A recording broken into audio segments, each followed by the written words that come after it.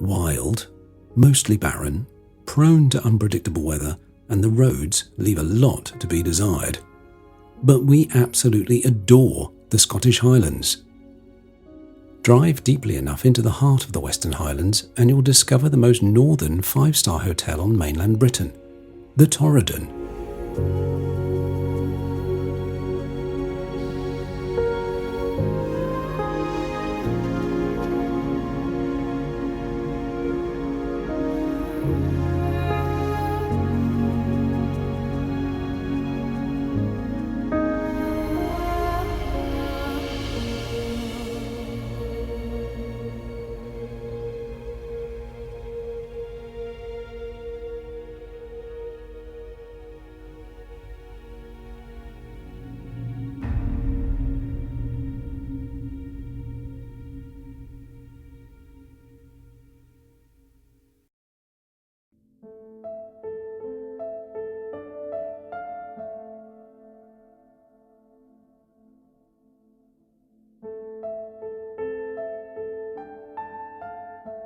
Originally built in 1887 as a hunting lodge and holiday home by English nobleman the 1st Earl of Lovelace on the shores of the sprawling sea loch of the same name, the Torridon was bought in 1992 from the Countess of Lovelace by David and Geraldine Gregory, and the Loch Torridon Country House Hotel was opened a year later to critical acclaim.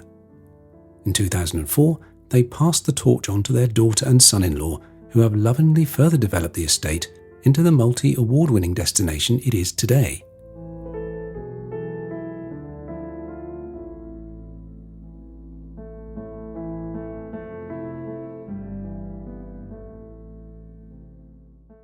The reception area is faithfully preserved and you're welcomed with a roaring log fire, stag trophies hanging from the Latin inscripted walls, and all the exquisite details you'd expect from a hotel of this quality and reputation.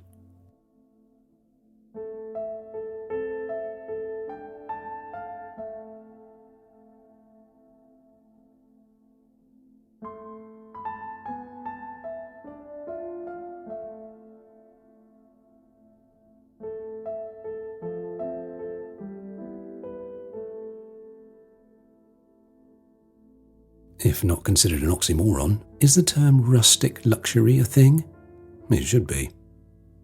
The Torridon immediately welcomes you as if you'd travelled back to Victorian times and arrived as guests of the Earl and his shooting party.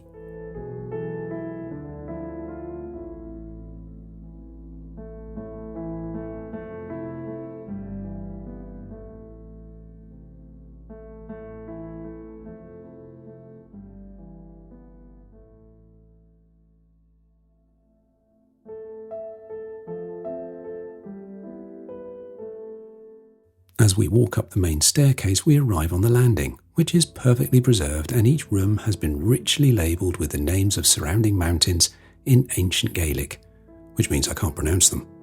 Names like Bien Ig, Sleoch, and Bien Damf. Told you I was rubbish. There are 8 different categories of room, including 3 suites in the main hotel.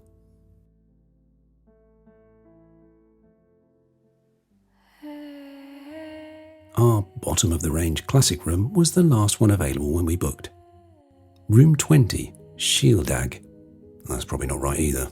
Duh. It is only one of 2 rooms without a decent window view, but that didn't bother us at all. With a room this tasteful, who needs to look outside? The furnishings and fabrics are the same quality as the larger rooms, and there's plenty of perfectly placed plug sockets for an old nerd like me who likes to take far too much camera equipment wherever he goes. There's some really decent complimentary beverages on the tray, and I don't know about you, but the first thing we like to do is put the kettle on. There's still and sparkling water and Tunnock's tea cakes. Sorry, I'd secretly eaten Helen's before I got to film this. Shh, don't tell her, will you? Given that we're in Scotland, shouldn't they offer an unlimited complimentary supply of Tunnock's tea cakes? I think they should. The bathroom was nice and modern, and although I'm not overly keen on a shower over the bathtub, the knackered cow shower gel made me giggle more than a grown man should.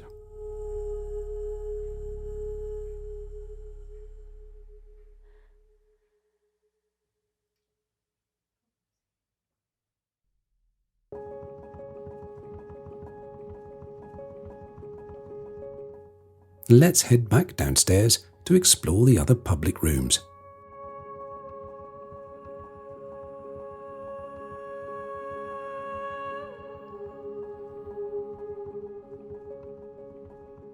The drawing room is a sumptuous and relaxing place to dwell, with lots of original features that remind you of the Torridon's former shooting lodge life.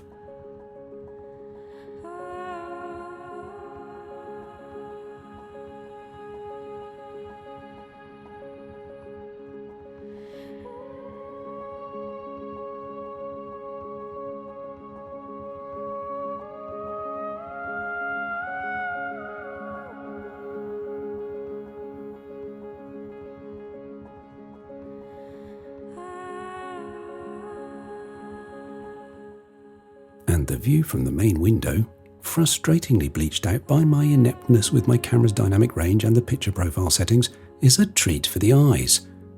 You'll have to trust me on this one. It looks a lot better in real life.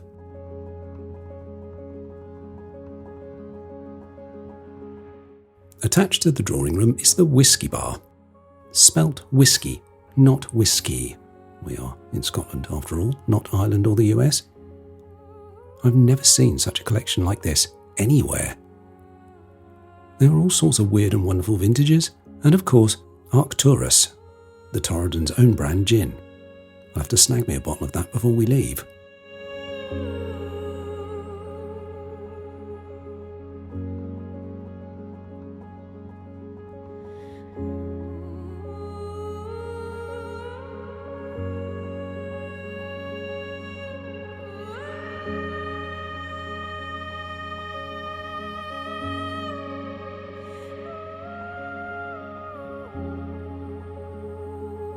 Down a small adjacent corridor there's another staircase, not as splendid as the main one, but no less befitting its historical surroundings.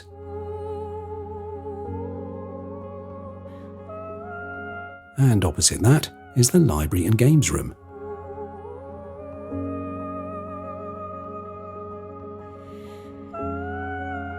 It's a bit off the beaten track, but no less filled with fascinating artefacts and, of course, walls full of interesting worldly worn books.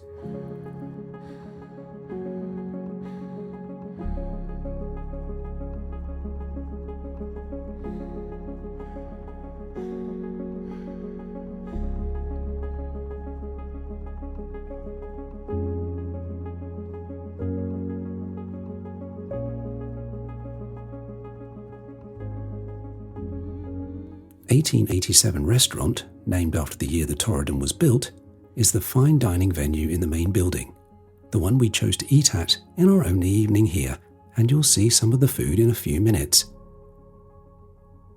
The restaurant has two areas, this traditional room and a more modern conservatory-style area next to it. Both were redesigned in February 2020 to give a more contemporary, elegant feel.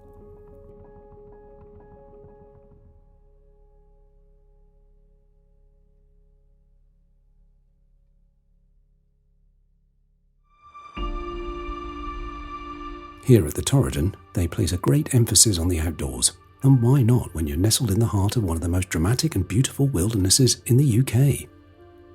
Upper Loch Torridon stretches out before you, surrounded by the three red sandstone Torridon Mountains, Beinn Alligin, directly ahead, Beinn Laithach and Beinn Eag to the right. All great for hill hikers with a strong constitution and a sturdy pair of boots.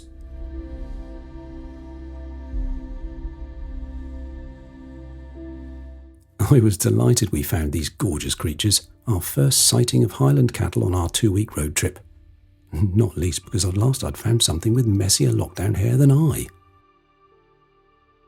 As well as livestock and the fish from the loch, the kitchen garden provides fresh produce for the restaurants.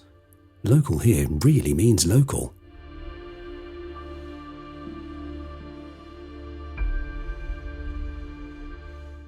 The estate's 58 acres sprawl along the loch side, and it even has its own stream running through it.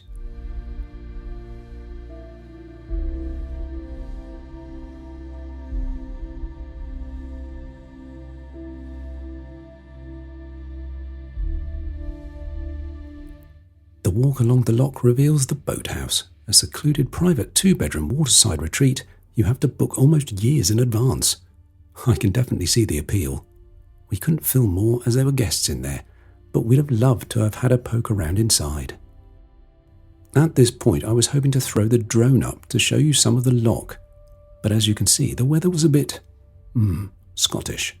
Listen to this.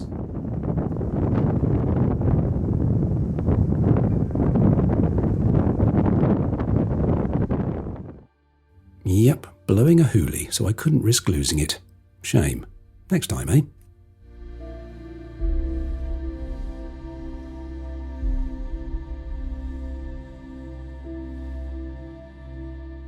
Back towards the main lodge, the outdoor centre offers a variety of activities including kayaking on the loch, archery, guided walks and much more.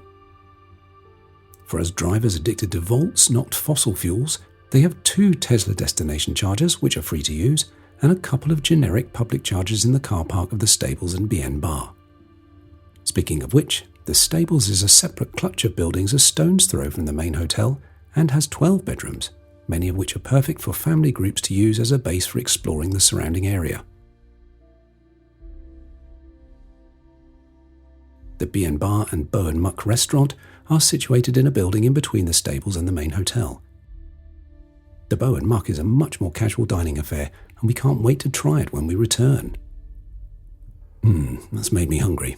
I think it's nearly time for dinner.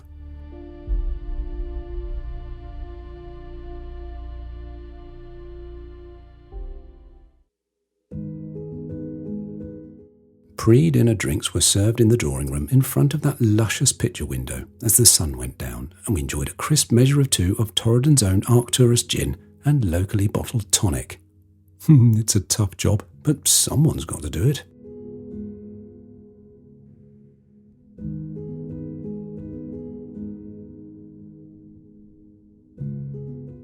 The 3AA Rosette 1887 restaurant was the highlight of our stay.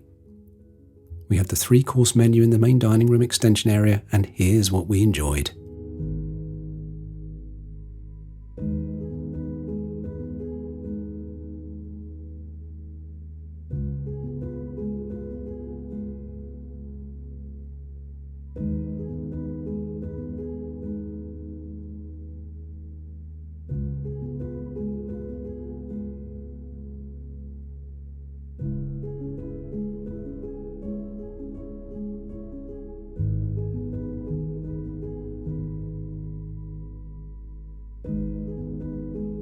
Breakfast was also in the 1887 and was relaxed and luxurious as you would expect.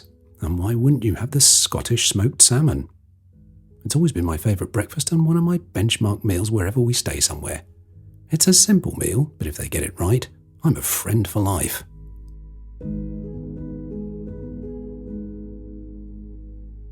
We could only stay one night, but there was so much more we could have done given more time. We'll definitely be back to complete our Torridon experience, and hopefully at some point in the next year we will be bringing you a part 2 of this review. We reckon you need at least 3 nights here to really get to know the area and sample everything this incredible country estate has to offer. With so much left to enjoy, so much left unsaid, we can only bring this review to a temporary conclusion. Simply put, it's one of our favourite hotels in the UK, and we highly recommend you make that lengthy but beautiful journey through the Highlands to experience it for yourself. I just hope we get the chance to get there before you. Drinks at the bar are on me.